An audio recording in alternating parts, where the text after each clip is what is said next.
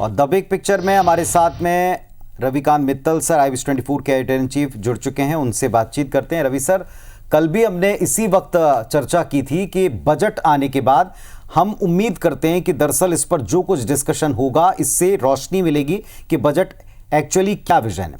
जब देश उम्मीद कर रहा है पक्ष पक्ष की बहस से उन्हें देश के बजट पर ज्यादा क्लैरिटी मिले, सरकार की मंशा विपक्ष की जिम्मेदार भूमिका दिखे, ऐसे वक्त में बायकॉट के बाद मर्यादा आचरण अपशब्दों पर बहस छिड़ी रही। क्या सदन में मौजूदा हाल की बिग पिक्चर समझ में आती है? क्या है इसके पीछे की सच्चाई सर? देखिए पुनीत, अभी कुछ ही महीनों पहले पूरे 3 महीने चुनाव चले, पूरी मशीनरी लगी रही, इलेक्शन कमीशन लगा रहा, करोड़ों रुपए इस चुनावों पर खर्च हुए, जनता ने लाइन में लगकर वोट दिया और अपना सांसद चुना। किस लिए चुना? कि संसद में जाएगा, उनके मुद्दे उठाएगा, उनकी जो परेशानी है उनको दूर करने के लिए नए नियम कानून बनाएगा, उनके मुद्दों को लेकर बहस करेगा, सत्ता पक्ष में है तो उनके लिए कुछ सहूलियतें लाएगा, विपक्ष का अगर बन गया है तो उनकी मुद्दा उठाएगा, और जब संसद बनी तो प्रधानमंत्री भी बने और इस बार तो विपक्ष के नेता भी बन गए। लेकिन जनता को क्या मिला? संसद में गाली गलौज, बुरा आचरण सांसदों का, संसद का बार बार ठप हो जाना, किसी भी मुद्दे पर बहस नहीं होना और केवल मुद्दों को भटकाना, जो कि हम लगातार देख रहे हैं। अब इतना बड़ा इम्पोर्टेंट एक बजट आता है देश का जिसके ऊपर बहस होनी चाहिए लेकिन नहीं हो पा रही है, अलग अलग मुद्दों पर ये भटकाई जा रही है। तो ये जो जिस तरीके का जो आचरण है, जबकि जो सांसद है उसके आचरण का तो आदर्श होना चाहिए, सब देखते हैं उसको टीवी पे, लेकिन होता क्या है, हम कितनी बार से कई संसदों में देख रहे हैं कि जिन मुद्दों पर बहस होनी चाहिए उन मुद्दों पर बहस नहीं होती। वो मुद्दे कोई और रूप ले लेते हैं, किसी के बोलने के तरीके पर, किसी के गाली गलौज करने से, और उसके बाद जो संसद है उसको एडजॉर्न कर दिया जाता है और सब अपने घर चले जाते हैं। दूसरा क्या होता है कि आप आपस में बातचीत करते हुए असंसदीय भाषा का उपयोग करते हैं जो कि उचित नहीं है। आप बैड लैंग्वेज यूज़ करते हैं। पिछली बार रमेश बिधूड़ी ने किया, इस बार स्टूपिड गूंज गया संसद में। तो ये जो बैड बिहेवियर और जो बैड लैंग्वेज का जो उपयोग होता है, अब आप बताइए कितना उचित है? संसद, आप एक चुनते हैं, एक नेता हैं, आपको रिप्रेजेंट करते हैं और वो इस तरीके के भाषा का उपयोग करें और फिर उसके ऊपर आपस में लड़ाई होती है, प्रदर्शन होते हैं, विरोधी पक्ष क्या कहते हैं, वेल में आते हैं, माफ़ी मांगो और फिर सारा एडजॉर्न हो जाता है। ये कितनी गलत बात है। तीसरा, हम कितनी पिछली बार से लगातार देख रहे हैं कि प्रधानमंत्री, जो कि देश के प्रधानमंत्री हैं, जब वो भाषण देते हैं उस दौरान किस तरीके से पूरा विपक्ष नारेबाजी करता है, शोर मचाता है, उन्हें बोलने नहीं देता। पिछली बार संसद में भी हमने देखा, इस संसद में भी जब राष्ट्रपति के धन्यवाद प्रस्ताव पर प्रधानमंत्री बोल रहे थे तब भी विपक्ष ने पूरे समय इस तरीके से हल्ला मचाया और प्रधानमंत्री ने इस बात को बोला भी। तो अब बताइए ये कितना उचित है? आप प्रधानमंत्री की बात सुनिए, आप उस पर टीका टिप्पणी कर सकते हैं, आप उस पर सवाल उठा सकते हैं, आप उस पर कमेंट कर सकते हैं, लेकिन पूरे टाइम 2.5 घंटा आप शोर मचाते रहें, ये कितना उचित है? ये विपक्ष को भी देखना पड़ेगा। फिर एक बात आती है मुद्दों को भटकाना। अरे भाई, जनता के मुद्दे उठाइए, जनता ने आपको चुनकर भेजा है, उनके लिए कानून बनाइए, उनके लिए पॉलिसी बनाइए। अगर उस जनता के लिए बजट आया है तो उसमें बहस करिए। अगर बजट में कोई कमी है तो उस कमी को निकाल के सरकार के सामने रखिए और उनसे जवाब मांगिए।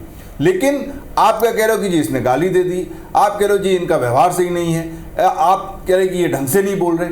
अरे ये हो क्या रहा है भाई ईस्वी में? और फिर क्या होता है कि हम देखते हैं बार बार एडजॉर्न और इसमें पूरा समय निकल जाता है।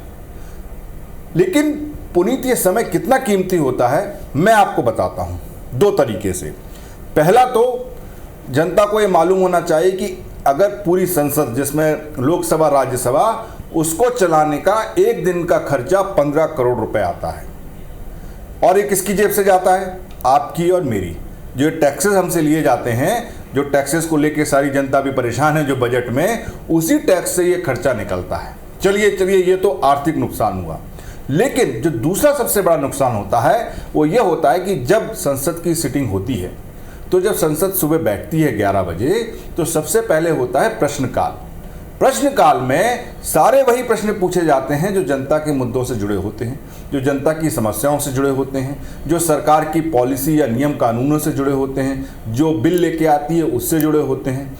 लेकिन अगर संसद ठप तो ये भी ठप। प्रश्नकाल के बाद होता है शून्यकाल, 0 आवर जो 12। ये इतना इंपॉर्टेंट होता है कि इसमें आप बिना नोटिस दिए जो भी उस समय के प्रेसिंग इश्यूज हैं उनको उठा सकते हैं। जैसे कि अगर देश में बाढ़ आई हुई हो और अगर कोई प्रशासन उसकी मदद नहीं कर पा रहा है वहां पर, तो वो आप मुद्दा उठा सकते हैं। कोई बड़ा अपराध हो गया हो, दंगा हो गया हो, तो वो मुद्दा आप उठा सकते हैं। तो ये जो शून्यकाल होता है बहुत इंपॉर्टेंट होता है, इसमें जनता के तुरंत मुद्दे उठाए जा सकते हैं। लेकिन आप वो भी नहीं उठाएंगे। उसके बाद जो कार्रवाई होती है उसकी तो मैं बात ही नहीं कर रहा, क्योंकि वही तो कार्यवाही में सारे आपके नियम कानून पॉलिसीज बनती हैं। उसी में तो बजट पर डिस्कशन होना चाहिए, उसी में तो जो सरकार कोई कानून नया ला रही है या विपक्ष कोई अपनी बात कहना चाहता है वो होना चाहिए। तो ये कितना कीमती समय है, ये सारा पूरा ठप हो जाता है। और एक सांसद को सरकार कितना पैसा देती है जिसको आप चुनते हैं, और जो पैसा वो आप ये बगल में मेरे जो ग्राफिक चल रहा है उसमें देख सकते हैं कि कितनी उनको ये पैसा मिलता है। और हर दिन केवल वो अटेंडेंस लगाता है, 2000 रुपये उसके अकाउंट में आ जाते हैं। तो इस पैसे का कोई खर्च नहीं, अगर जब एडजॉर्न हो गई तो वो तो पैसा तो उसको आ गया, उसको अटेंडेंस लगा दी उसने। लेकिन आप ये सोचिए कि कितना ज़्यादा आर्थिक रूप से, और अगर हम उसकी तरह से देखें कि हमारी जो समस्याएं हैं उनका नहीं हो पाता, उनका निदान नहीं हो पाता, तो ये कितना बड़ा नुकसान है। तो मेरा ये मानना है पुनीत कि ये जो संसद जो है ये हमने चुन के भेजा है। इनको सांसदों को ये समझना चाहिए कि इनका आचरण पूरा देश देखता है। हमने इतना पैसा खर्च हुआ चुनाव में, इनको हमने चुन के भेजा कि जनता के मुद्दे उठाएंगे, आपके हमारे मुद्दे उठाएंगे, लेकिन वहाँ पे जाके ऐसा कुछ करते नहीं है। तो ये बहुत गलत है। हालांकि संसद में आज इसके ऊपर रोष उठाया गया, और मैं एक उदाहरण देना चाहूँगा कि जो छत्तीसगढ़ की जो विधानसभा है ये एक आदर्श विधानसभा है। अगर यहाँ पर कोई विपक्षी नारे करते हुए वेल में आते हैं तो वो स्वयं ही उधर से निष्कासित हो जाते हैं विधानसभा से। और बहुत अच्छे ऐसे कई शब्दों को यहाँ पर असंसदीय करार दे दिया गया है कि अगर बोलेगा तो वो अपने आप ही उसकी प्रोसीडिंग में नहीं जाएगा। तो एक छत्तीसगढ़ को, एक विधानसभा को मैं एक आदर्श असेंबली मानता हूँ, जिसका कि पूरे राज्यों में, दूसरे राज्यों में, बल्कि देश की संसद को भी फॉलो करना चाहिए कि आप किस तरीके से विधानसभा और संसद में आचरण करें। मैंने छत्तीसगढ़ विधानसभा में बहस होते देखी हैं, मैंने यहाँ पर नियम कानून बातें, जनता के मुद्दे उठते हुए देखे हैं, और अगर आप प्रोटेस्ट करते हैं तो आप खुद ही निष्कासित हो जाते हैं अगर आप वेल में आ गए।